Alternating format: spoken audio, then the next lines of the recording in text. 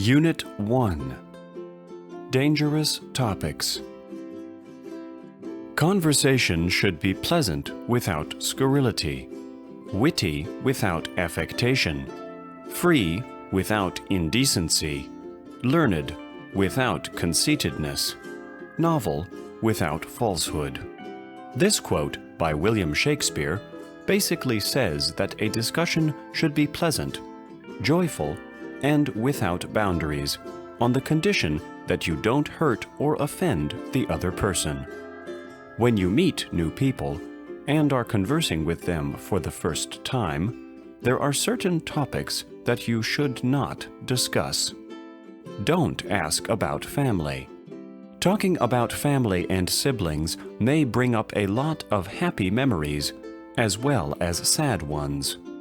Negative thoughts may appear in the minds of some of the people you come across when you ask about their family. If you do make the other person feel uncomfortable or sad, the discussion you are having is likely to be the last one you'll ever have. In the end, unless the person you are having the conversation with opens up the family topic, it would be best if you left it alone. Be discreet with your beliefs. Beliefs are also a topic that should not be opened up when meeting new people. A person's belief or religion is a personal decision. People shouldn't feel bad about what they believe in when having a discussion. Try to avoid the subject and keep it safe while meeting someone new. In short, keep your beliefs to yourself in order not to hurt anyone's feelings.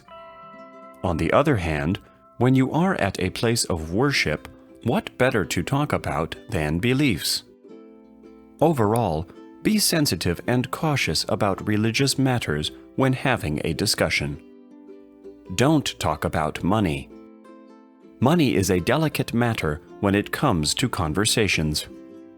You may be used to talking about money with your friends and family, but it's not the same case with strangers.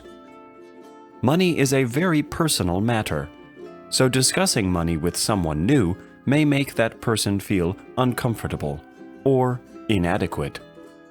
Therefore, that person will not enjoy talking with you and will keep their distance. So, it is a good idea to not talk with the people you meet about financial details. Leave out the health bit. Health is something people like to talk about, but it actually isn't a safe topic. It is best if kept away from. Healthy eating habits, organic food, fast food, etc. are among the many topics people generally bring up when having a discussion. Although health is an interesting issue, it should still be avoided, especially when talking with people we've just recently met. Overall health can be a depressing subject, so keep away from it and don't spoil the conversation. Stay away from politics. Politics is a subject that one might get carried away with and extremely offend others. For example, asking someone for their point of view on a political matter can create controversy. Having the same opinions on an issue might bring two people closer together. On the other hand, having different opinions can do right the opposite. In general, keep your political opinions to yourself until you are really acquainted with the person you are having a discussion with. Having a conversation with someone new is not an easy task. By keeping in mind the topics you should stay away from, you can have a great conversation with just about anybody. By following these simple tips, you may even make a new friend.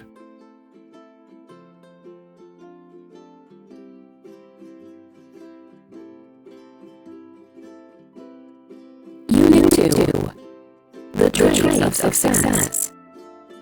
Achieving success is not an easy task. You must start from the bottom and climb the ladders. Many people want to be successful, but only few people actually have the qualities required to do so. There are a few personality traits that one must have to be successful. Hard work. Successful people are people who work hard to reach their goals. They believe that hard work brings success. They don't rely on luck. They think being successful is all about how badly you want it and how much you're willing to work for it. They work on improving their skills and depend on their ambitions to reach success. Since they believe that in the end they will gain all their hard work, they rarely complain about it. They are willing to sacrifice everything to achieve their dreams. Once they fixate themselves on their target, there is nothing that can stop them. Responsibility. Most people are afraid to take responsibility for their actions. They try to find excuses as to why they are not successful in order to make themselves feel better about the situation. Successful people don't worry about taking blame for their mistakes. They prefer not to waste their time complaining. Instead, they work on making important decisions. Successful people take responsibility for their actions and work on achieving success. Creativity. Successful people don't just accept everything as they are. They try to change it. They are always studying, learning, questioning, and exploring to create new things. When they look at something, they see new possibilities and opportunities. They don't see a problem when they face a challenging task. On the contrary, they see a chance to improve something. Successful people are creative and innovative. They are the ones that change the world. Curiosity. Most people try to avoid learning or exploring new things. They are narrow-minded and lack curiosity. Oppositely, successful people are very open-minded and are always curious about something. They believe in educating themselves with information, and in order to do so, they constantly search for more information. Successful people thrive on the idea that if they know more, they will be better off in the future. In the end, successful people want to learn everything about everything. Determination.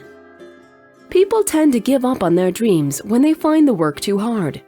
But on the contrary, successful people constantly challenge themselves. They believe that if it were easy to reach their goal, it would not be valuable and worth struggling for. Successful people would never quit at what they are doing to achieve their dreams.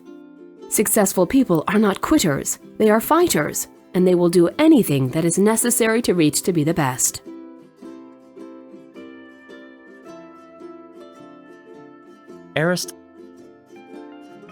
Unit 3. Follow your dreams. We all have dreams, but only a few of us actually follow them. If you follow your dreams, they just might come true. That is exactly what Aristotle Onassis did. He followed his dreams. He grew up from nobody to a global businessman. Aristotle Onassis was born on January 15, 1906, in Smyrna, Izmir, Turkey. Between the years 1919 and 1922, Smyrna was occupied by Greece, but the city was later recaptured by Turkey.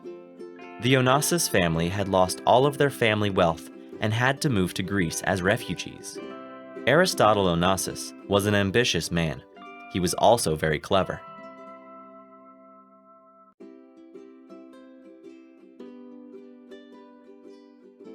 Aristotle Onassis left Greece and went to Buenos Aires, Argentina in 1923 with only $250 in his pocket. He first worked as a telephone engineer at the British United River Plate Telephone Company. Onassis would listen carefully to business calls and use the information to make business deals of his own. In fact, his first big idea came to him when he overheard a phone call about cigarettes. Aristotle Onassis created his own cigarette brand in the 1920s and started to make a lot of money. By the age of 25, his tobacco business had already made him a millionaire. After some time, Onassis realized that it was the shipping process that actually made money, so he went into the cargo ship business. Aristotle Onassis was making a lot of money with his thriving businesses. He was buying beautiful clothes, expensive cars, and extravagant houses, But most importantly, he was dating some of the most beautiful women of the time. In 1946, he got married with Tina Livanos, the daughter of Stavros Livanos, an important Greek ship owner. Tina Livanos was an American citizen, so Onassis and his new bride settled in New York. In 1957, Aristotle Onassis met one of the most famous opera singers in the world, Maria Callas. Onassis was so proud of his relationship with Callas that he didn't feel the need to hide his relationship. His wife Athena was heartbroken when she found out, so they immediately got divorced. During this time, Onassis turned his eye towards the sky and invested in the Greek national airline. He turned the airline into a private business and named it the Olympic Airways of Greece. In 1968, Aristotle Onassis got married with Jacqueline Bouvier Kennedy, the widow of President John F. Kennedy. They got married on Onassis's private island and received negative comments from the people of America. On 15 March 1975, Aristotle Onassis died and was buried on his island. It was believed that Maria Callas was his one true love, and she too died 2.5 years later. Aristotle Onassis followed his dreams and became one of the world's most successful businessmen. He owned thriving businesses, dated beautiful women, and attended the most talked about events of his time. You too can accomplish anything you wish if you follow your dreams.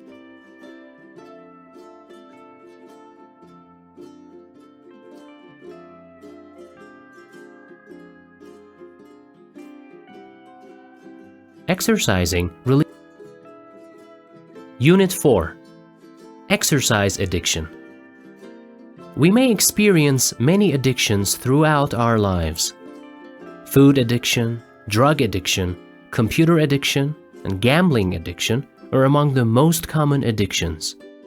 But there are also other addictions which might come as a surprise to some people.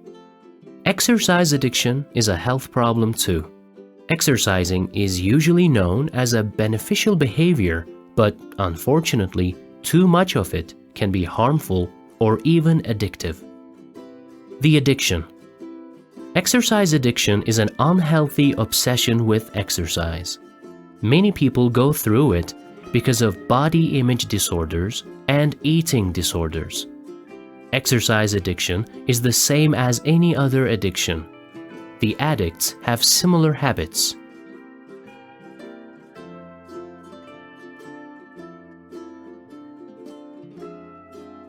Exercising releases certain chemicals in the nervous system which create a sense of pleasure or reward. The person becomes an addict of that sense of pleasure and takes exercising to a damaging level. This addiction is also one of the main reasons of extreme weight loss or constant exhaustion. The causes. Exercise addiction can be regarded as a behavioral addiction. People who have behavioral addiction become obsessive and uncontrollable. The addiction usually starts with the desire to be physically healthy. A person feels rewarded when exercising and therefore feels happy. But when the person stops exercising, he no longer feels rewarded.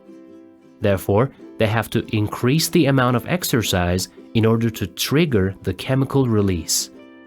Consequently, the workout routines become an addiction. Potential addicts. People who are under pressure to stay in shape are the common victims of this disorder. Also, people who are overweight are at risk of developing exercise addiction as well. People who have major eating disorders are also potential future addicts of exercise. Lastly, people who are not socially very active are at risk of ending up as exercise addicts as well. Exercise addicts. Exercise addiction is not listed as a health disorder. Furthermore, it is not a common health problem. Therefore, the addiction is not easy to notice and usually is not diagnosed. Most people who have exercise addiction don't even know that they have it. They don't notice that there's something wrong with their behavior. The two most apparent indicators of exercise addiction are increased fitness obsession and decreased social activity. The treatment. Self-control is the most important requirement to treat exercise addiction. The addict must understand and accept the fact that he has a health problem. He must understand that it is unhealthy and must therefore make changes to heal. Medication may somewhat help the addict, but the main solution is to gradually reduce the amount of exercise. The addict should follow a plan of decreasing and lightening the workout routines in order to lower them to a healthy level. Exercising is considered to be both physically and psychologically good for the health. But excessive exercise can have harmful consequences, although it is not listed as a disorder. Therefore, people must be aware of the disorder and stick to a healthy plan of exercise.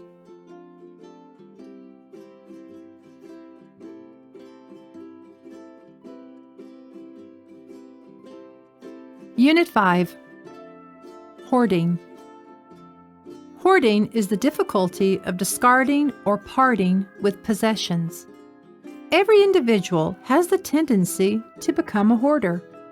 Hoarders tend to keep or store everything they possess, no matter how valuable or worthless the items may be.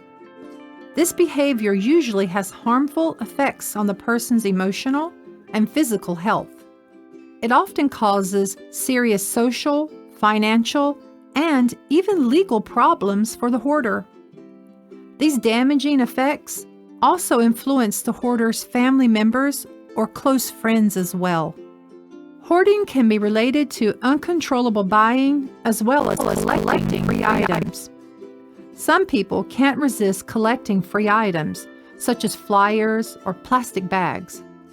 Some other people search for unique and irreplaceable items that others usually don't prefer to have.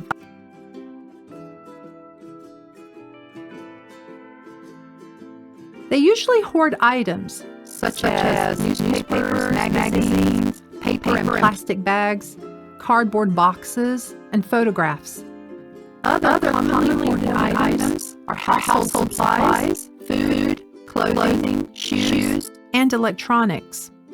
Hoarders have an intense emotional attachment to the objects they collect, no matter what they are. They value their possessions that other people consider to be worthless or even trash. Therefore, they feel a dramatic sense of loss when they part their items. They also believe that the quantity of their collected items sets them apart from other people. Another reason that hoarders store items is because they think that one day those items might be useful. This thought pushes them to save more than necessary. Hoarding causes a long list of difficulties and problems. Most hoarders usually have difficulty categorizing or organizing their possessions. They generally can't decide where to put their items, so they just stack them up in the corner of their home. The unlivable conditions created by hoarding in time may lead to separation or divorce, eviction, and even loss of child custody. They tend to feel suspicious of other people touching their possessions. Therefore, they usually prefer not to allow a qualified person into their home to fix the problem. They also commonly experience embarrassment about their possessions and feel uncomfortable when others see their collections. Hoarding is not a common behavior among people, but it can easily be triggered in a person. Individuals who have a hoarder in their family or amongst their close friends are potential victims of the hoarding disorder. People who experience other psychological disorders, such as depression or anxiety disorders, tend to be at risk of becoming hoarders. A destructive life event, such as the death of a loved one, can also trigger the hoarding disorder. Hoarding disorder does not only apply to the cases mentioned above. Almost everyone is at risk. Despite the fact that it may not be a common disorder, every person actually has the possibility of easily developing it. Today, thanks to mass production and successful advertisement, people can easily access and purchase anything they want. They in fact tend to buy more than they actually need and avoid throwing them away. So even though most people may not be aware of the dreadful truth, but every person is actually at risk of becoming a hoarder.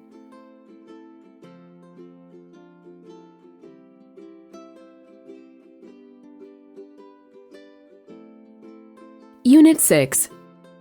Vegetarian Fast Food.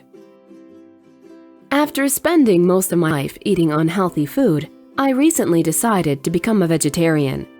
Briefly, vegetarians don't eat meat, poultry, and fish. Instead, they eat fruit, vegetables, legumes, grains, seeds, and nuts. People become vegetarians for many reasons, like personal health, environmental issues, and world hunger. There are also other reasons like compassion for animals, food preferences, or spiritual reasons. I became a vegetarian for health reasons and animal rights. I have gotten used to eating vegetarian food, but some habits die hard. I can't give up eating at fast food restaurants. When you think of fast food restaurants, you immediately think of burgers, hot dogs, and sandwiches, but that's not all they have. Fortunately, there are many fast food restaurants that serve vegetarian food as well. So we all know that fast food restaurants serve fries and nuggets, but have you ever heard of a veggie burger? The veggie burger is usually prepared with lettuce, tomatoes, pickles, onions, and mustard. Most fast food chains serve them with a drink and some fries or crusty vegetarian bread. It actually tastes really good. I was very happy to find the menu as it is a quick and tasty choice. It would be rather boring if you only eat veggie burgers, so here's another fast food option. I had a delicious plate of veggie fajita burritos come with delicious grilled peppers and onions. These vegetarian fajitas are actually much cheaper than the ones made with meat. Plus, you can have a serving of guacamole for free. I just had the burritos last week and they are definitely a must. My next stop was a chain pizza place. Have you ever noticed the meatless cheese pizzas on the menu? Well, they are absolutely delicious and they are obviously vegetarian. The sauce, the dough, everything is totally vegetarian. They don't cost much either. These pizzas, absolutely delicious. Another day, I stumbled across a fast food restaurant. I tried a dish called the Mexican gumbo, which consists of tortilla soup, beans, veggies, cilantro lime rice, and tortilla strips. Tortilla soup usually is made with chicken stock, but not here. It was totally vegetarian. Along with the dish, you can have a serving of cheese and sour cream. Another option is a sandwich I discovered the other day. Fast food restaurants that serve sandwiches are my absolute favorites. My sister and I just had these delicious veggie sandwiches the other day. The sandwich actually made me feel proud to be a vegetarian. Again, the meal was affordable and definitely satisfying. Furthermore, the restaurant has different types of breads that you can have. How about a fast food restaurant where you can make your own pasta dish? I found this place where you can choose the noodle and sauce of your pasta dish. They have a range of vegetarian sauces, which are very good by the way. You can add the toppings you want. I, for example, had the sautéed broccoli, roasted peppers, and mushrooms. Besides a dish of pasta, don't you just love a bowl of beans? My friend discovered this Mexican fast food restaurant that serves delicious beans. They cook the beans with soy oil, which is pro-vegetarian. In addition, the restaurant serves a variety of vegetarian food besides the beans. They prepare everything with beans instead of meat, so the next you feel hungry, try a delightful serving of beans.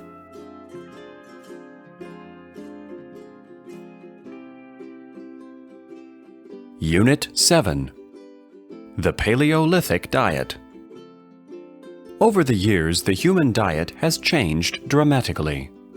Unfortunately, this change has worsened people's eating habits. The foods that are widely eaten today contain far more processed, packaged, and commercially produced foods than ever. These new foods have created the modern-day problems such as obesity, heart disease, and diabetes. Contrarily, The Paleolithic diet has a lot of healthy aspects. It encourages whole foods, lean proteins, vegetables, fruits, and healthy fats. Eating more of these healthy foods is likely to be a big improvement in your diet. This is why the followers of the Paleolithic diet may enjoy a longer, healthier, and more active life. People follow numerous diet plans to live long and healthy lives. However, the key to living a healthy life is eating the right amount of food and the right kind of food. The Paleolithic diet is among the diets that have recently become popular. It was created in the 1970s by food specialist Walter Voigtlin.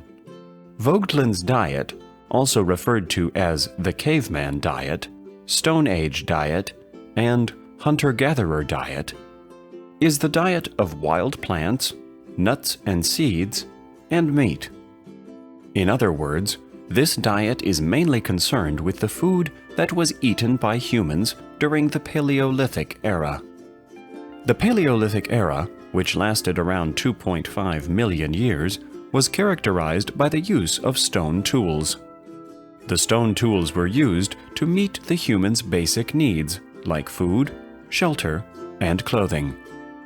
They would use the spears they formed with stones to hunt for food. Thus, they could only eat what they could hunt down or gather. They would mostly eat plant foods, fruits, and animal foods. During the Paleolithic era, humans' nutritional needs adapted to the foods available at that time. The Paleolithic diet argues that the nutritional needs of modern humans are the same as their Paleolithic ancestors. This means that the human metabolism has not evolved fast enough to handle many of the foods that are available today. Therefore, eating foods such as grains, legumes, and dairy products are not very good for the human health. Most importantly, the high-calorie processed foods, which are consumed excessively, are very bad for the human metabolism. Unlike processed food-based diets, the Paleolithic diet is based on several basic foods. The diet's main contents are meat, fish, plants, nuts, seeds, vegetables, and fruits. These are basically the goods that could have been hunted or gathered by prehistoric humans. Therefore, the main idea is not to eat anything that was not available to humans at that time. This, of course, includes products like cheese, yogurt, olive oil, and refined sugar. The diet encourages the consumption of water and allows some amount of tea. But everything else is forbidden, as most of them contain artificial sweeteners.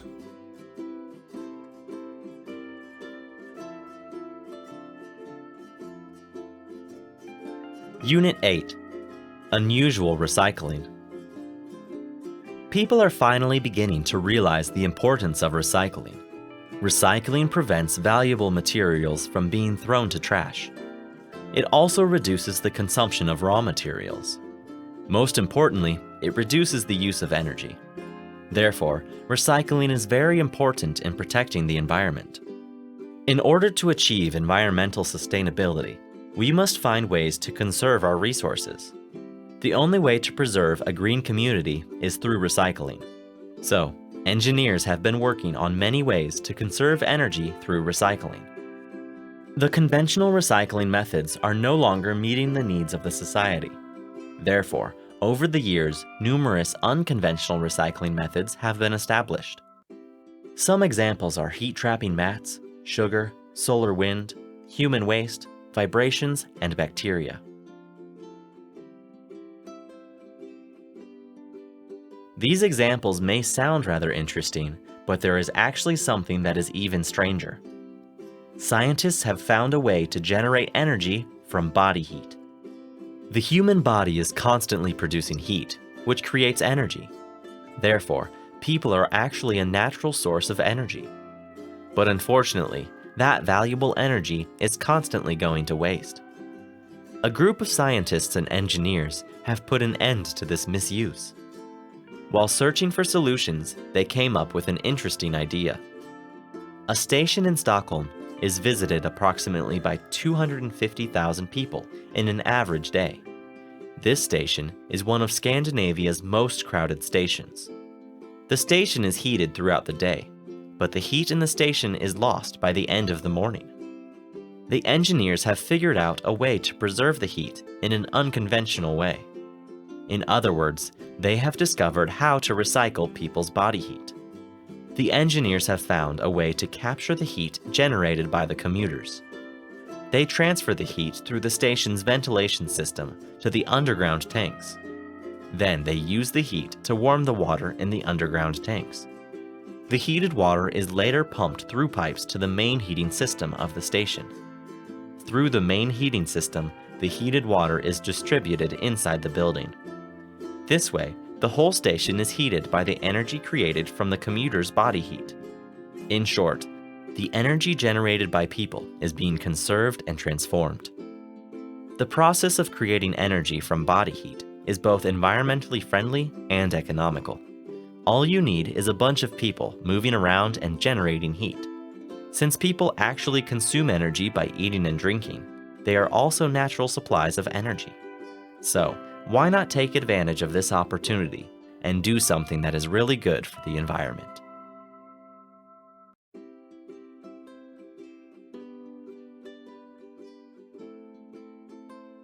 Unit 9. From old to gold.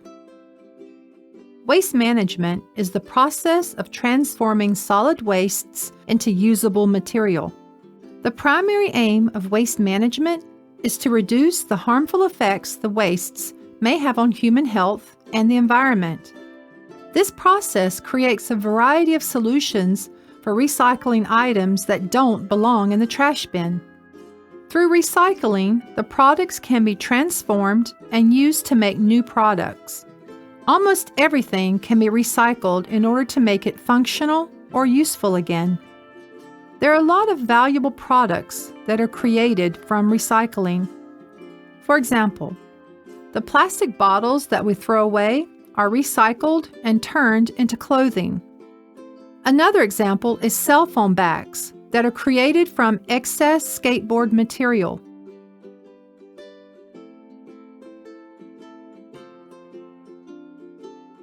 In other words, the items we toss away are actually of great importance. So we all know that we throw paper, plastic, and cans away, but did you know that we were in fact throwing precious metals like gold away? Gold is a valuable metal that is praised for its beauty, but unfortunately, mining it is very bad for the environment. Even producing a small piece of gold jewelry generates approximately 20 tons of toxic waste. This sad reality has led to different solutions in obtaining gold. Recycling gold is one of them and has grown in popularity over the past few years. People can recycle gold from many products. Electronic devices like cell phones, computers, VCRs, TVs, cameras, and printers contain a variety of precious metals, including gold. Most medical equipment and appliances also contain a significant amount of valuable metals.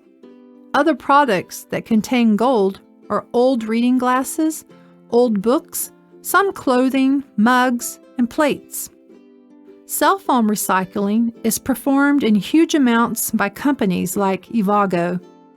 Evago is one of the largest recyclers of precious metals in the world. From recycling discarded cell phones, Evago obtains materials like gold, silver, platinum, copper, plastic, and glass.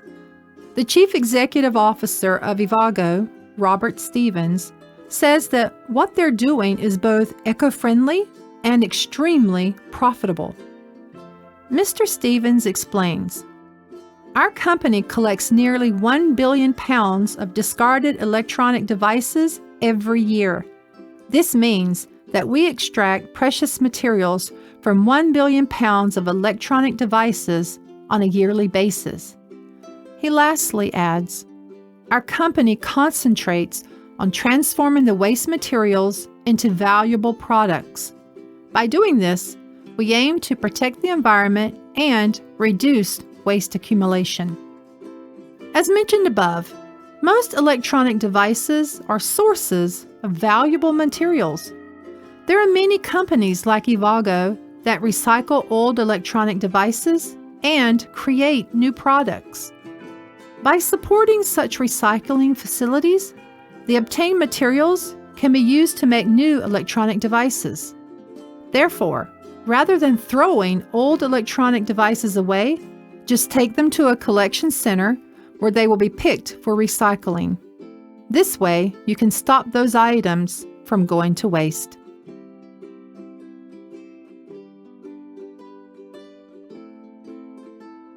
Unit 10. Ariad Rail Travel. Almost everybody likes to go on a holiday because they're fun and relaxing. Most people dream about traveling in the most comfortable vehicles or staying at the most luxurious hotels. Some people crave to eat the most delicious food during their holiday, but some people prefer a more conventional holiday. For those people who enjoy an old-school holiday, Ariad Rail Travel could be a great choice. Ariad Rail is a rail travel company that takes its customers on a journey through Africa. The train starts its journey in Johannesburg and ends it in Cape Town. The whole journey lasts a week. During the journey, the guests can enjoy on-train activities and off-train tours. Helen Jones, the chief executive officer of the company, says that the experience is a matter of timelessness. She also adds, our guests can travel back in time and forget about everything that's happening in the world. I would like to think that we bring a lot of happiness to a lot of people. We offer a product which takes them on a journey to the past. People who want to spend their holiday on the Ariad train usually have to make reservations a few months earlier. Mrs. Jones explains, we are usually booked throughout the year. In fact, some of our customers come back every year. The price is quite affordable when you think of the services we offer. The price includes transportation in a luxury suite of the customer's choice. The services of the butler and the hostesses are also included in the price. All of the gourmet meals and snacks are prepared freshly by our professional chefs. They too are included in the price. The award-winning wines and spirits are in the price. And of course, the off-train activities and tours are included in the price as well. The Ariad Rail enables its customers to make a connection with Mother Earth. They can look outside and can actually feel and breathe the country. They can get an idea of the continent they're traveling through. For the customers of Ariad Rail, there's more to the train than just luxury. They feel like they're a part of a big family. There's nostalgia and romance in rail travel, which I think appeals to a lot of people, says Helen Jones. It's absolutely wonderful to see the friendships that develop on board the train. South Africa is a magical landscape. The fact that our train gets to travel through it is something really special. What we've created is something that all South Africans can be a part of, says Jones. I think that it is pride which drives us and keeps us striving. Helen finishes by adding, this, in my opinion, is what makes us the best luxury train in the world.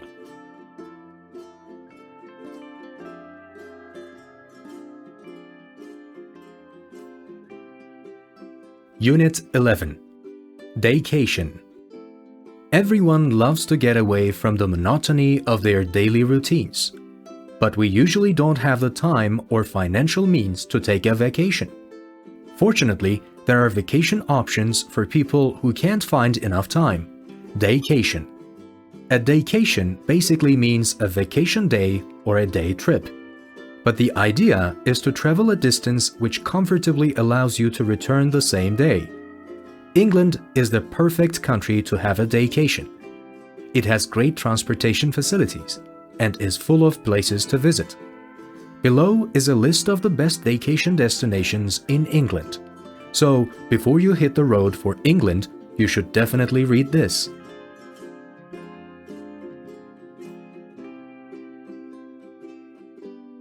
London. London is the political, economic, and cultural capital of England. You can visit Buckingham Palace and tour the Houses of Parliament.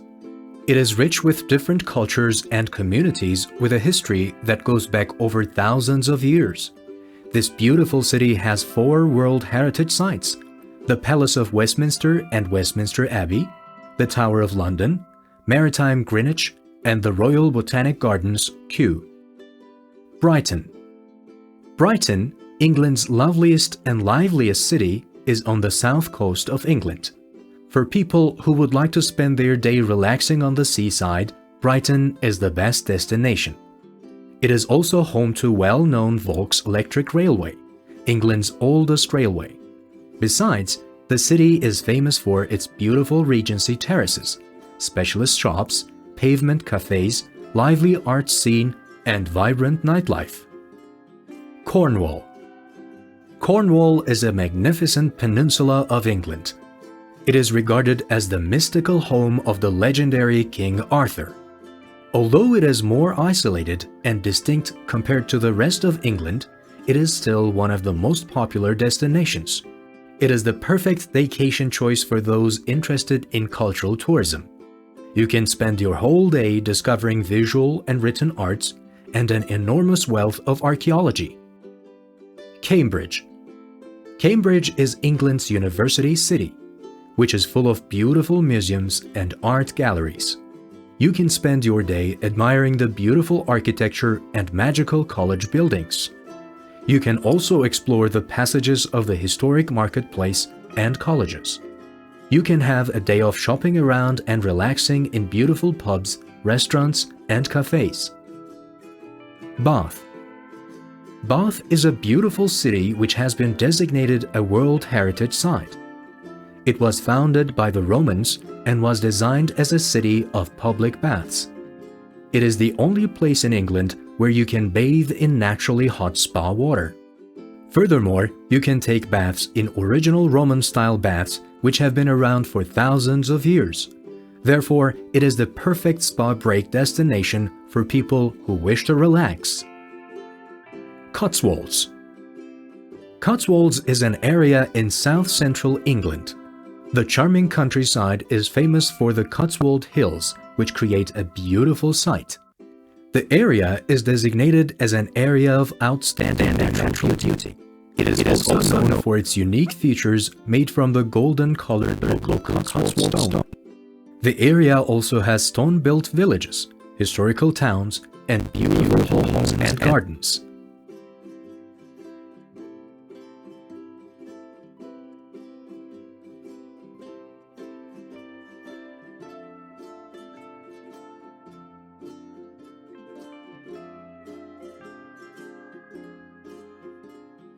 Unit 12. World Wide Web. The Internet has affected our lives greatly, as it has brought many advantages. First of all, it has made communication very easy. People who live in different cities, countries, or even continents can contact one another. This way, people don't have to make expensive phone calls or time-taking trips anymore. Secondly, it is a great source of tool for advertisement. Almost everyone uses a social network application, which enables people to be aware of current developments. It is also a perfect solution for people who either can't or don't have the time to go shopping. They can easily find what they want through the Internet and receive it at their homes. Another important advantage would be online banking, which ensures financial power at all times. People don't have to go to the bank or ATM machine to pay the bills anymore. The internet has also a lot of educational benefits. Students can easily study or do research over the internet thanks to the convenient search engines. Through those search engines, you can get answers to every question. It is also an instantaneous source of news. Through the internet, you can learn about anything that is happening around the world. People follow up on current events through the internet and even become a part of them. But unfortunately, not everyone has access to this convenient tool. Consequently, the world has become a smaller place with the advantages the internet has created. It has created a global social network which connects individuals together.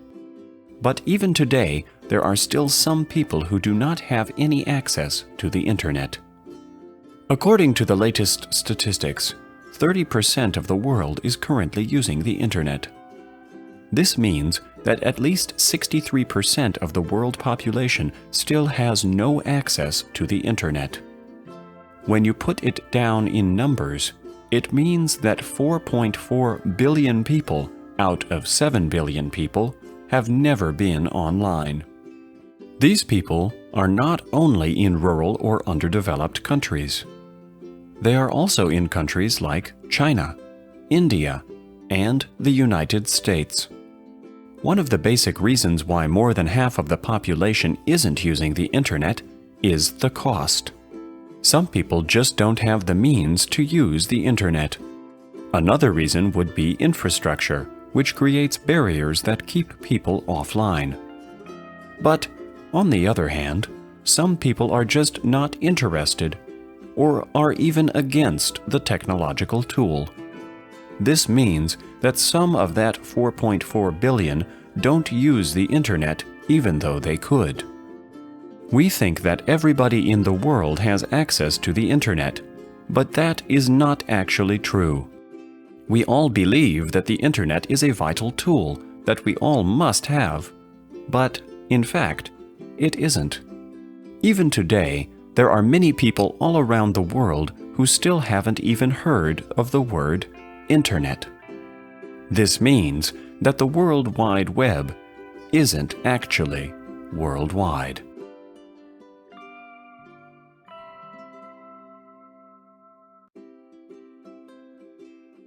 Unit 13.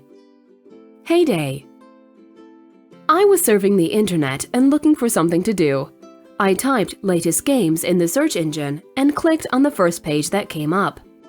That's when I saw the game Heyday. It is a mobile farming game which you can download on your phone for free. It was developed and published by Supercell, a successful mobile gaming company. In fact, Heyday became so popular that according to a 2013 report, the company earned $30 million per month from the game. The game was also the fourth highest game in revenue generated in that same year. The game is actually pretty simple. It's not very hard to get used to the game. There's a man called Brett. He is the player's uncle. He is not able to take care of his farm anymore, so the player takes over the responsibility.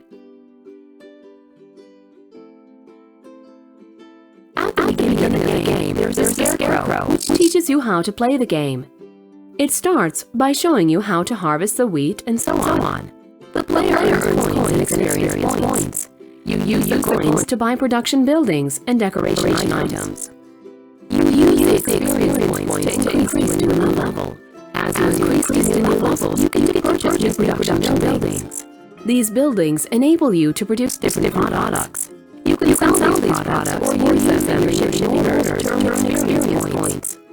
There are also communities in which the members can help each other out with materials and items. Through these communities, you chat with other players and support each other in completing orders and upgrading equipment. In June 2014, the producers updated the game and added extra fun by expanding the playing area. They introduced a rundown downtown which needs to be renovated. The rundown downtown has various attractions such as diners and grocery stores. As town level improves, you can build more buildings like a cinema and a spa. Again, you have to earn experience points to increase your town level. There is also a fishing area for the farmer to go fishing. Additionally, every player has a train to travel to neighboring communities. Throughout the game, you can buy new machines, animals, pets, and products. Every time you increase to a new level, there are new crops and activities added to your game. Most importantly, the gaming company keeps updating the game, which adds more excitement to playing it. Heyday is a great game, which is really logical and thus easy to understand. It is a simple farming game, which is not irritatingly difficult and confusing. It is designed to entertain the players rather than generate profit. In my opinion, what makes Heyday so amazing is that it is a fun game for everyone.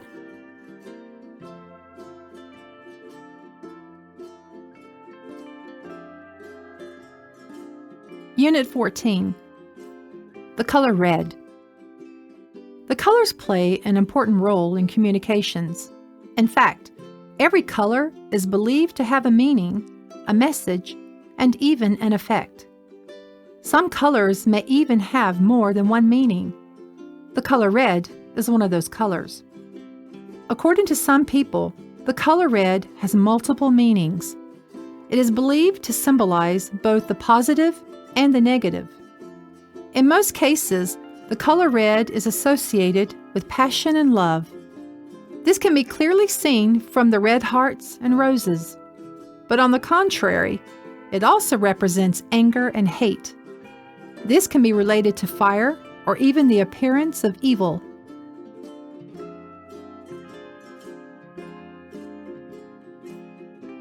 The color also awakens other emotions, such as energy, strength, power, determination, and bravery. This is because the color red is a powerful color which contains numerous meanings. Either way, it is a dynamic color which motivates people to take action. The color red has various meanings in different cultures. In some cultures, red implicates purity, joy, and celebration, whereas in some cultures, it represents sorrow, mourning, and anger. Also in some cultures, red can mean patriotism, bravery, and pride. In other words, people all over the world seem to react in different ways to this color. For example, in Eastern cultures, such as China, red is the color for good luck. In fact, it is the traditional color for weddings. Similarly, in India, it symbolizes purity and is often used in wedding gowns. In Latin American cultures, the color red has religious meanings, especially when it's united with white. Contrarily, in Middle Eastern cultures, it symbolizes danger and caution. In most cases, the color is in fact regarded as the color of evil. The color red is also used in various areas in different cultures. For example, in many fast food restaurants, red is used on the walls to cause an increase in appetite. Also, in most traffic signs, the color red is used because it is vivid and can be clearly seen in daylight.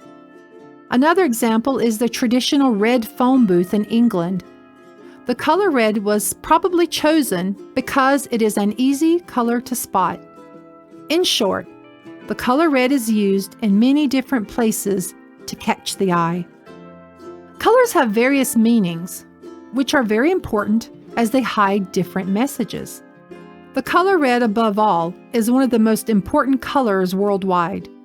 As mentioned above, red plays an important role in people's customs and traditions. Thus, to be able to connect with people, understanding their culture is of great importance. Therefore, understanding the meanings of colors is the first step in understanding people.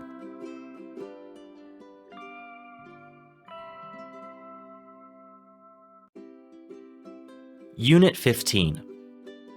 Human-ape hybrid. Science is supposed to be used for the good of mankind, but unfortunately, people's greed can dramatically change that purpose. In fact, some scientists have used it to produce evil results. Ilya Ivanovich Ivanov was one of those scientists. Ilya Ivanovich Ivanov was a Russian and Soviet biologist. He was a gifted scientist who specialized in the hybridization of animals. Hybridization is to produce a crossbreed from two different kinds of breeds.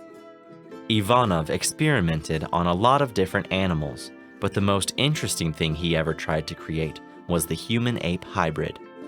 He was the first person to attempt to create a human-ape hybrid.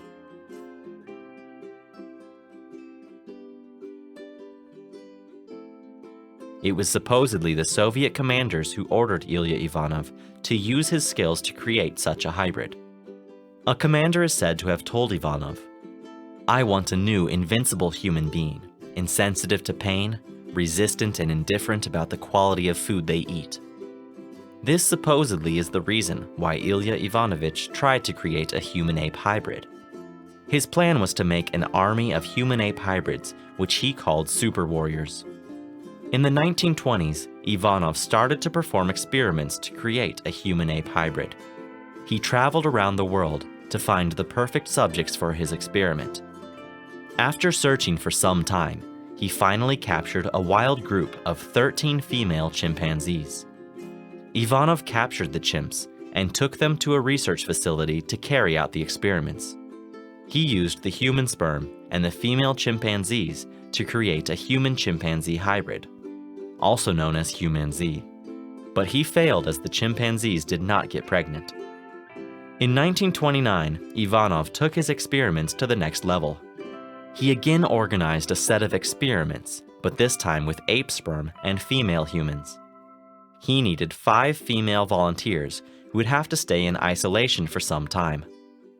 The experiments were consequently delayed because of the death of his last orangutan. In the upcoming years, he performed many experiments which all failed. In 1930, Ilya Ivanovich Ivanov was arrested for political reasons.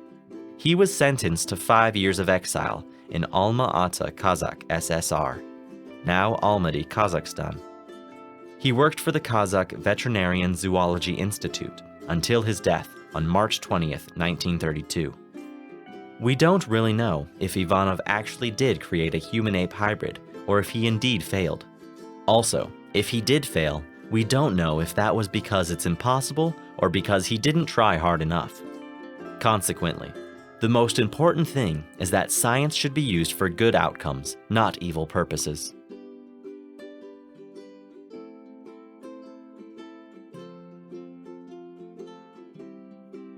Unit 16.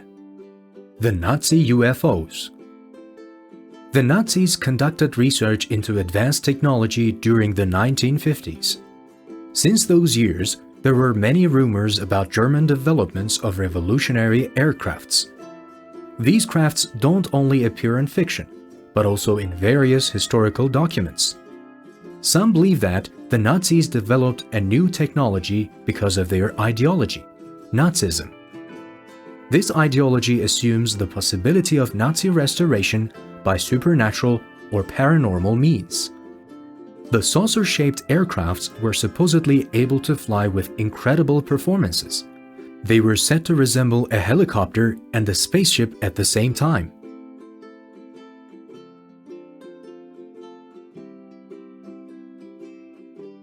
These aircrafts are believed to be the same flying saucers, later named UFOs, cited by many people all around the world since the 1950s. Some people even said that they saw flying saucers were marked with the Iron Cross of the German military. The Nazi UFO theories describe attempts to develop advanced aircrafts. These suggestions have been around for many years. The people who believe in the theory support their beliefs by saying that the original first-hand historical documents no longer exist. They say that all documents and blueprints were destroyed by the Nazis after the war. They also believe that the Germans destroyed such important files before being captured because of their great importance. In fact, according to some people, the UFOs are actually man-made, not extraterrestrial. Furthermore, they believe that the aircrafts were the result of an evil Nazi technology. These crafts are believed to be in secret underground bases in Antarctica, South America, or the United States, along with their creators. According to some documents, a flying saucer-shaped aircraft lost control and crashed onto the countryside of Nazi Germany in the 1930s. 10 years later, a similar aircraft crashed somewhere near Roswell, New Mexico, in the United States. Some people believe that the craft that crashed in New Mexico may have been the crash of another Nazi saucer. However, the two incidents have never actually been explained by either country. Since the first incident, there have been many movies, documentaries, articles, and books which have taken the matter into hand. It is still not known for sure if the Nazi UFOs are actually real. There isn't any hard evidence to back up the rumors. Therefore, we don't really know if such advanced technology actually exists. Nevertheless, investigations are still being made to locate evidence.